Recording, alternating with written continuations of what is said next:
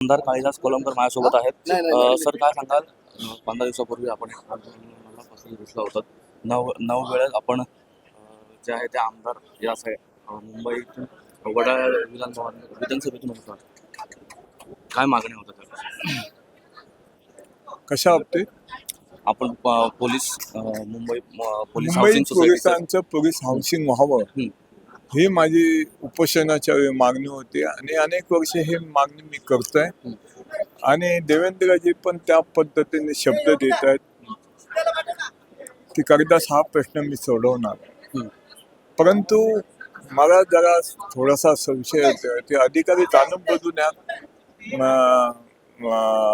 Police हाऊसिंगला खो घालण्याचा प्रयत्न करतायत हे त्यांच्या लक्षात यावं म्हणून मी उपोषणाला बसलो. एवढंच सांग. एकंदरीत आपण पाहायला गेलं तर मुंबईमध्ये प्रदूषणही वाढताना दिसत आहे. काल आदित्य ठाकरे म्हणाले की खिडकीच्या बाहेर म्हणजे मुंबई महानगरपालिकेच्या खिडकीच्या बाहेर जरी आपण पाहिलं तरी तुम्हाला प्रदूषण होताना दिसेल.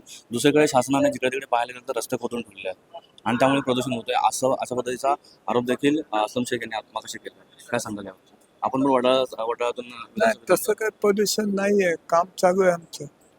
जनतेची कामं करताय. जेवढं स्वच्छता करायची तेवढे आपण प्रयत्न चालू आहेत. असं काही नाही. असं कोण सांगत असेल तर नाही आहे, परंतु तसं वातावरण माझ्या नायगावमध्ये नाही. डेव्हलपमेंटचे कामं चालू आहेत तेवढं नक्की. पोलीस हाऊसिंग सोसायटीचं जो प्रकरण आहे ते केव्हापर्यंत मार्गी लागू शकतो काय वाटतं? ह्या अधिवेशनामध्ये साहेब जाहीर करतात. ह्या अधिवेशन संपायच्या आधी पोलीस हाऊसिंग देवेंद्रजी जाहीर करतायत असं मला सांगितलं.